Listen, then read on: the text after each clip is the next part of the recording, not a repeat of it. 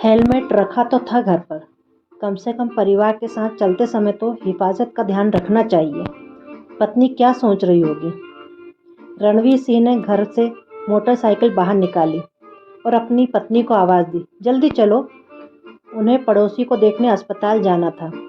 वे पड़ोसी जिनसे उनके संबंध बहुत अच्छे नहीं थे। कई बार बच्चों को लेकर, कूड़ा करकट को फेंकने को लेकर उनका आपस में झगड़ा हो चुका था। रणवीर सिंह अपने नियम से चलते थे, कचरा अपने घर के सामने फेंकते थे। पड़ोसी मंगल सिंह का कहना था, या तो कचरा जलाइए या कचरा गाड़ी आती है नगर पालिका की, उसमें डालिए। मैं कचरा गाड़ी का रास्ता देखता रहूं, कभी भी आ जाते हैं, फिर 1 मिनट के लिए रुकते नहीं। रणवीर सिंह ने कहा था। तो कचरा पेटी में डालिए, मंगल सिंह ने कहा था। कचरा पेटी घर से 1 किलोमीटर दूर है, क्या वहां तक कचरा लेकर जाऊं? यह क्या बात हुई? तो जला दीजिए, आपको क्या तकलीफ है? आप मुझसे जलते हैं, मैं क्यों जलूंगा? पिछली बार बच्चों के झगड़ने पर मैंने आपके बच्चों को डांट दिया था, इसलिए।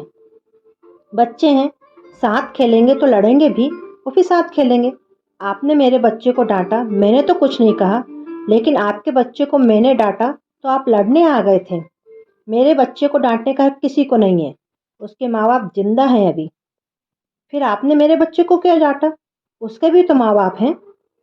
उसी बात का तो आप बदला लेते रहते हैं, कभी कचरे की आड़ में तो कभी कभी नाली सफाई के नाम पर। मैं ऐसा आदमी नहीं हूँ, सही को सही और गलत को गलत कहता हूँ, यह मेरा स्वभाव है। आप अपना स्वभाव बदलिए। सही गलत कहने वाले आप कौन होते हैं? फिर मंगल सिंह कुछ कहते, रणवीर सिंह उसका जवाब देते। बात से बात निकलती और बहस बढ़ती जाती। बेमतलब का तनाव बढ़ता, मन में खटास आती। मंगल सिंह अस्पताल में थे। मोहल्ले के सभी लोग उन्हें देखने जा चुके थे।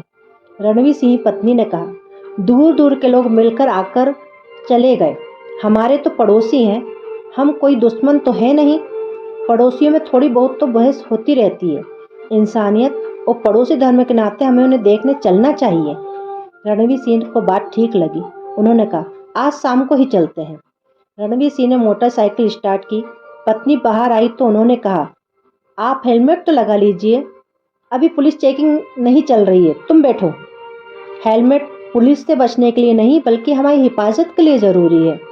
पढ़ी लिखी बीवियों का यही तो नुकसान है, उपदेश बहुत देती हैं, तुम बैठो ना। सीता मोटरसाइकिल के पीछे बैठ गई। रणवीर सिंह ने मोटरसाइकिल की स्पीड बढ़ा दी तो सीता ने कहा, धीरे चलिए, मोटरसाइकिल है, हवाई जहाज की तरह मत चलाइए। मैं इसी तरह चलाता हूँ, आप शांति से बैठे रहिए। उन्हें दाएं मुड़ना था। गाड़ी थोड़ी धीमी की, दाईं तरफ घुमा दी। तभी पीछे से कोई जोर से चीखा। चीख के साथ मोटरसाइकिल के ब्रेक की भी आवाज़ आई। पीछे वाले की मोटरसाइकिल रणवीर सिंह की मोटरसाइकिल से टकराते टकराते बची थी। वह आदमी चीखा, मुड़ते समय इंडिकेटर तो दे सकते हैं। रणवीर सिंह भी चीखे, शहर में इतनी तेज गाड़ी क्यों चलाते हो कि कंट्रोल ना हो सके? गलती तुम्हारी थी, तुम्हें इंडिकेटर देना चाहिए था। वह आदमी बोला, गलती तुम्हारी है, तुम्हें धीरे चलना चाहिए। पीछे वाली मोटरसाइकिल पर 3 लोग बैठे हुए थे। रणवीर सिंह ने कहा, एक मोटरसाइकिल पर 3 सवारी करना गैर कानूनी है।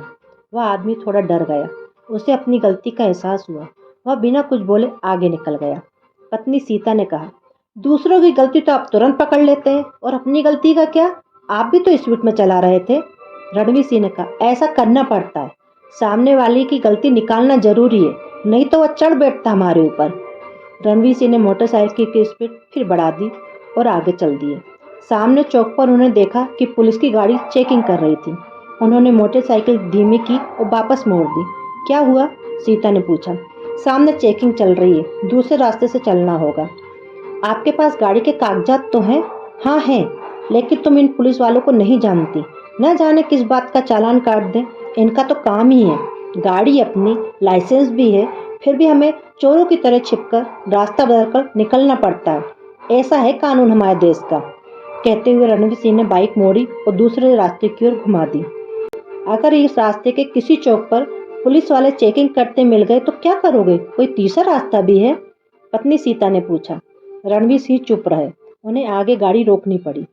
सुनसान रास्ता था, सामने कुछ लड़के खड़े थे, पूरा रास्ता रोके।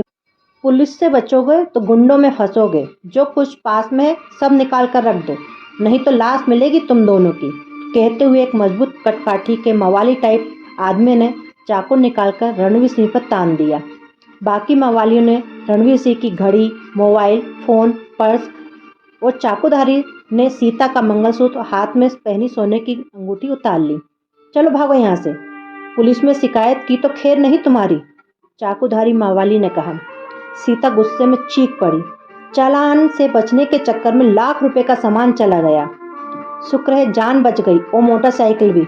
चलो निकलते हैं, अस्पताल से आते समय रिपोर्ट दर्ज करेंगे, रणवीर सिंह ने कहा।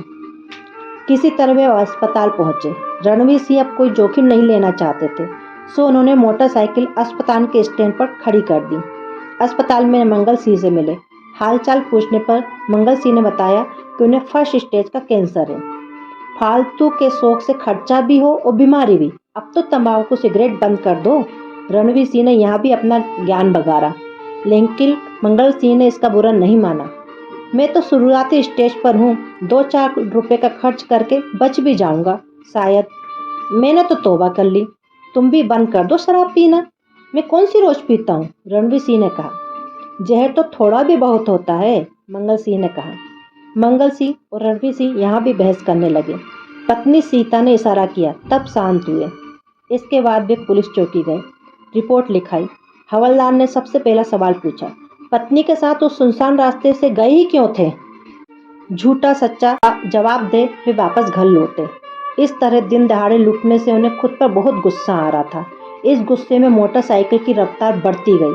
पत्नी सीता उन्हें थोड़ी धीरे गाड़ी चलाने के लिए कहती रही, लेकिन उन्होंने ध्यान नहीं दिया। वे यह सोच रहे थे कि अब पत्नी के लिए मंगलसूत्र अंगूठी फिर से बनवानी पड़ेगी। अगर हेलमेट लगा लेता तो क्या चला जाता। थोड़े से बचने के चक्कर में बहुत नुकसान उठाना पड़ा। हेलमेट रखा तो था घर पर, कम से कम परिवार के साथ चलते समय तो हिफाजत का ध्यान रखना चाहिए। पत्नी क्या सोच रही होगी, घर में लोग अलग फटकार करेंगे, बच्चे भी डांटेंगे और माता पिता भी। तभी सामने से एक मोटरसाइकिल पर 3 लड़के तेज रफ्तार से आ रहे थे। रणवीर सिंह ने तेजी से हॉर्न बजाया। सामने वाला संभल तो गया, लेकिन फिर भी बहुत संभलने पर हल्के से दोनों मोटरसाइकिल टकरा गई। थोड़ा सा बैलेंस बिगड़ा, लेकिन लड़के ने मोटरसाइकिल संभाली और वे भाग निकले। लेकिन रणवीर सिंह नहीं संभल पाए। उनकी मोटरसाइकिल गिरी, काफ़ी दूर तक घिसटी। पत्नी की चीख सुनी उन्होंने। वे गाड़ी के नीचे दबे पड़े थे। पत्नी से थोड़ी दूरी पर बेहोशी की हालत में पड़ी थी। आते जाते लोगों में से कुछ उन्हें शराबी, तेज स्पीड से गाड़ी चलाने वाले कहकर निकल रहे थे। कुछ लोगों ने अपना मोबाइल निकालकर वीडियो बनाना शुरू कर दिया। धीरे धीरे भीड़ इकट्ठी हो गई। रणवीर सिंह को बहुत दर्द हो रहा था। वे सोच रहे थे, कैसे लोग हैं जो घायल लोगों की मदद करने के बजाय मोबाइल से फोटो खींच रहे हैं, वीडियो बना रहे हैं। टक्कर मारने वाले तो भाग निकले। क्या मैंने भी किसी घायल के साथ ऐसा बर्ताव किया था? हाँ, किया था। वे मदद की गुहार लगा रहे थे। भीड़ इस बात पर टीका टिप्पणी कर रही थी कि गलती किसकी है, इनकी या उन लड़कों की। समय खराब होता है तो कुछ भी हो सकता है। पुलिस को खबर की जाए या एम्बुलेंस को, पता नहीं औरत जिंदा भी है या मर गई। पुलिस के झंझट में कौन पड़े, इन्हें भी देखकर चलना चाहिए। वीडियो अपलोड करके व्हाट्सएप, फेसबुक पर भेज दिए गए थे। रणवीर सिंह को अपने से ज़्यादा लोगों की भीड़ कमज़ोर नजर आ रही थी। तभी भीड़ को चीरते हुए एक आदमी आया। उसने भीड़ को डांटते हुए कहा, शर्म नहीं आती आप लोगों को? घायलों की मदद करने की जगह तमाशा बना रखा है। फिर उस आदमी ने अपने साथियों को पुकारा। सबने मिलकर रणवीर सिंह को मोटरसाइकिल से निकाला, उनकी बेहोश पत्नी को अपनी गाड़ी में लिटाया और अस्पताल के लिए चल दी।